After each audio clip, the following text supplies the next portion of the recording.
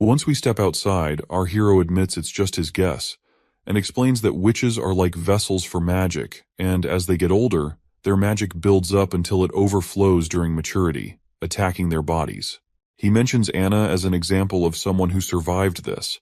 He dismisses the idea of demons possessing witches as nonsense, proposing instead that they can manage their level of pain by continuously releasing their magic to maintain balance within them. He promises a safe haven in Border Town where witches can practice their magic freely, without anyone discriminating against them or threatening them.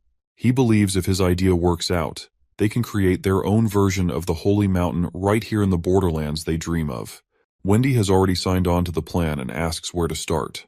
He simply tells her to keep using her magic until she masters full control over it. Once the prince gets busy with the newcomers and their magic training, Nana and Anna have a little chat about recent events.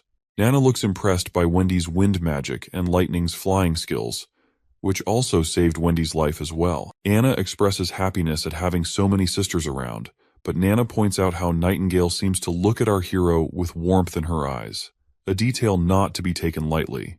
Anna is clueless about what Nana means, but the little Nana warns her friend not to blame her for not giving a heads up, and if Anna doesn't make a move, Nightingale might just win over our hero. Suddenly, they hear the alarm ringing, a clear sign something's wrong. The report comes in that a demon monster has arrived. The hero rushes to the wall and meets his soldiers. He squints to spot the danger but sees no demons in sight. The prince wonders if it was a false alarm and questions the hunter who raised the alarm.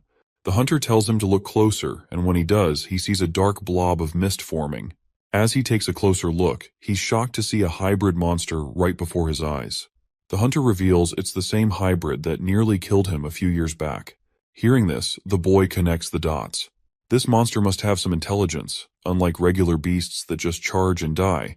But this monster survived for many years, and it always retreats when it senses danger. When the beast reaches the wall, it suddenly stops, leaving everyone puzzled. Unexpectedly, it jumps into the air, and the prince orders his soldiers to attack it immediately. Before they can react, the monster is already airborne, crashing onto the wall above. Our hero is stunned to see how cunningly it targeted the wall's weakest spot, which confirms our hero's last remaining doubts about this monster's intelligence. Once the demon makes it to the other side of the wall, soldiers report it's heading toward the town. The hero commands his 2nd Civilian Division army to accompany him, while the backup division holds the wall for now. Our hero marches toward the town with his platoon, regretting underestimating the smarts of these monsters. Finally reaching the monster's location, they're hit with the gut-wrenching news that it's already devoured someone alive in town. The trail of blood before our hero's eyes sends a terrifying chill down its spine. But he does not succumb to fear, and annoyingly orders everyone to stay on high alert. The monster pops into view once more, snatching another civilian. Prince Roland immediately cautions everyone as the soldiers look helpless against the monster, unable to use their guns for fear of hitting civilians in the chaos. Not only that, the soldiers can't even get close to this monstrosity. Iron Axe commands his soldiers to get on rooftops and higher ground to aim precisely without harming civilians. Soldiers immediately climb up to the rooftop to take their positions. Despite the odds, soldiers manage to shoot over the monster's overgrown head, but they slightly miss their mark. The monster glares back with an annoyed face. But before it can strike, Iron Axe closes in and blasts the monster's head right away, finally avenging the innocent lives taken by this monster. In the Hermes perimeter, north of Grey Castle, a gigantic mutated creature crawls its way toward the towering wall. The knights on the wall tremble as they witness the enormity of the approaching monster.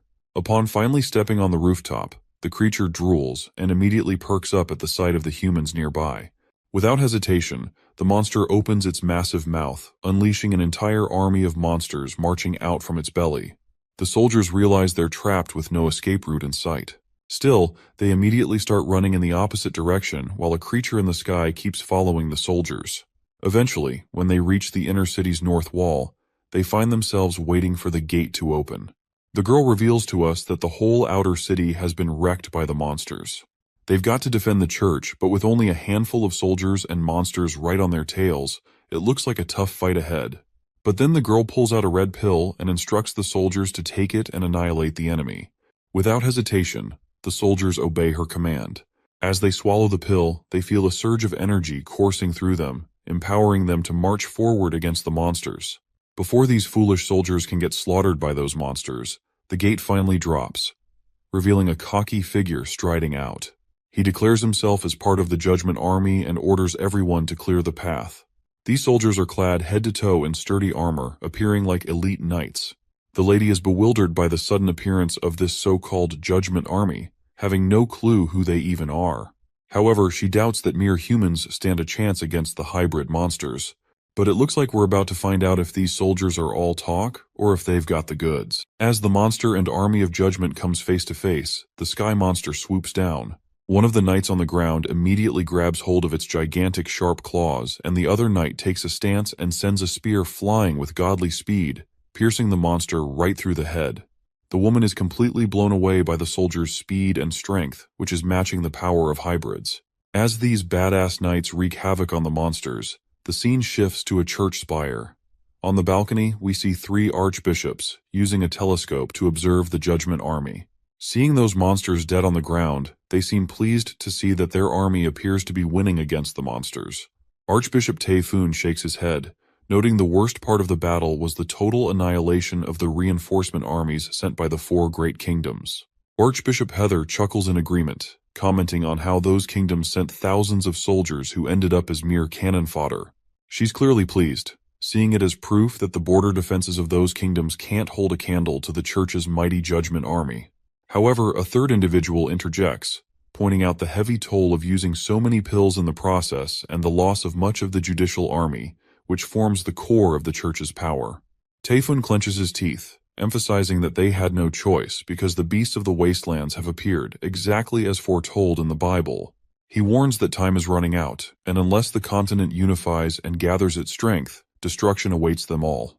The arrogant lady chuckles again, saying humans are basically monsters committing horrifying acts just like demons, so maybe wiping out humanity isn't such a bad idea after all. This really ticks off the old man, who tells her to cut out the blasphemous talk and stop defying God's will. But the girl just brushes it off with another sassy comment, saying God never promised humanity would survive, and further challenges the old man, asking if he's sure God cares more about humans than demons.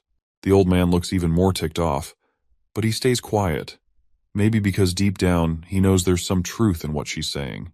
Well, even Archbishop Maine thinks the same way as that woman does, but he is also sure that God only favors those who come out on top.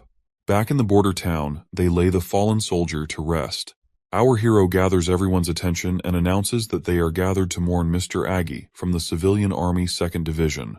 The prince goes on with the usual talk about the man's heroic deeds in sacrificing his life to save their hometown, bidding him a final farewell as they cover his grave with mud.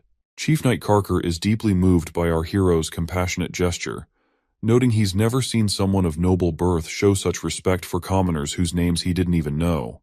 Our hero points out that giving a proper farewell feels right, especially since Bordertown has never held proper funerals for those lost to the monsters, and they deserved more than a hastily dug hole.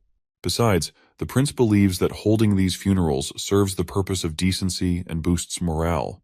He explains that when people reflect on who and what they're fighting for, it can spark a profound change in an army.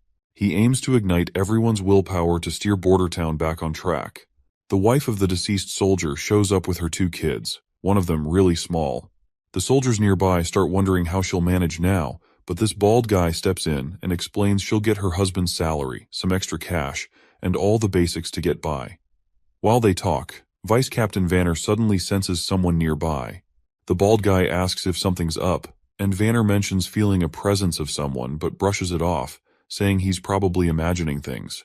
Back at the cement-making cottage, our hero catches up with Anna and asks how things are going with making barrels for the blunderbuss guns. Anna sweetly explains that thanks to the new steam-powered boring machine, the blacksmiths can handle most of the heavy lifting now. Meanwhile, Lighting is bouncing off the walls as usual, super pumped about all the new stuff. She bombards the poor smiths with so many questions, they can barely keep up. Well, the prince was already wondering why he has not seen her around lately. I guess he now knows why. Looks like our hero has another project for her to handle. He shows her the rough sketch of a 12-pound gun, essentially a giant weapon for our sweet Nana. The prince then delves into the technical details of how these things work, but everything he says goes right over Anna's head. He then instructs her to use those 2 holes on the ground to cast a die for cannonballs. Anna gets right to work and starts pouring the molten metal into the holes, while the prince warns her not to stare at the bright lava. She immediately closes her eyes, and our hero starts blushing before he moves to wipe the sweat from her face. It's quite literally hilarious that despite the freezing temperatures in this place, these guys are still sweating. Looks like the knight can see that this is more than just a prince wiping the sweat, and the way the prince is blushing just proves it further, and Anna is also blushing as well. Meanwhile, there's this guy who's absolutely freaked out to see our hero, the 4th Prince of Grey Castle, openly sheltering witches. He's practically sprinting to report this back to the king. Looks like Vanner wasn't imagining things when he felt someone's presence, because this man is definitely a spy sent by the new King Timothy. What's really messing with this guy's head is how these regular folks are just chilling with witches. And don't get him started on the other weird stuff he's seen, like that giant wall that popped up out of nowhere on the border, those metal sticks shooting projectiles to kill demons, and the fact that witches are treated like they're just regular folks by the prince. It's all making him think this town's cursed or something, and he's feeling like he's dealing with some dark magic. If they hadn't waved a fat paycheck in his face, he'd have never agreed to spy on this messed up place. Well, looks like this dude failed miserably at his sole job of spying, because we can see Vanner in the background, calling this oddball out right away and telling him to halt his tracks. Word spreads like wildfire that there's a spy among them. This poor guy has no clue what to do before an angry mob comes for him. All he can think about is how the 4th prince must be channeling powers straight from the devil. Inside the castle, we catch up with the consul again. He's losing his shit over the prince's latest demand: buy 2 boats but don't hire captains and crews. Like, how's he supposed to float boats without a crew? The old coot's utterly worn out by these ridiculous orders that somehow always end up working in the prince's favor. Then comes a knock on the door.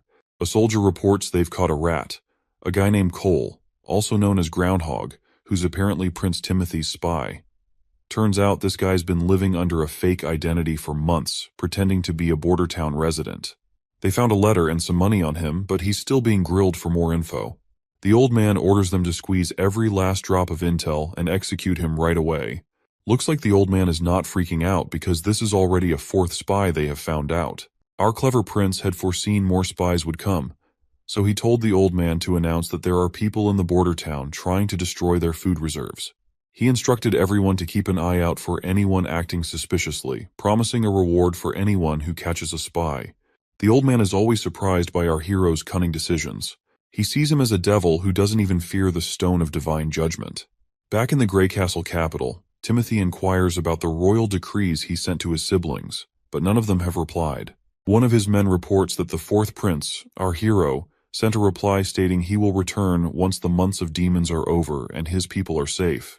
The reporter points out that Prince Roland still acknowledges Timothy as a prince, not a king. Timothy considers our hero a fool for opposing him, especially since Timothy had plans to offer him land and a comfortable life. He dismisses Roland as an oddball and asks his lackey if there's been any response from the 3rd and 5th princesses. The lackey reveals that the 3rd princess has disappeared from the city along with her butler and 2 servants, and they haven't been found since. The prince facepalms in disappointment, as he never wanted commoners to lay a hand on his sister despite any personal disagreements. He then inquires about Garcia Wimbledon, the stubborn pirate. Before the council member could speak up, Timothy orders him to seize her water port and forcibly escort her back to the capital.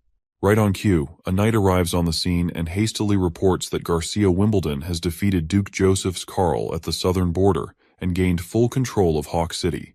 The news terrifies Timothy beyond belief, and he sinks even further into despair when he hears she has crowned herself Queen of Clearwater with the blessings of the local dukes, and the whole southern half of Grey Castle has split off.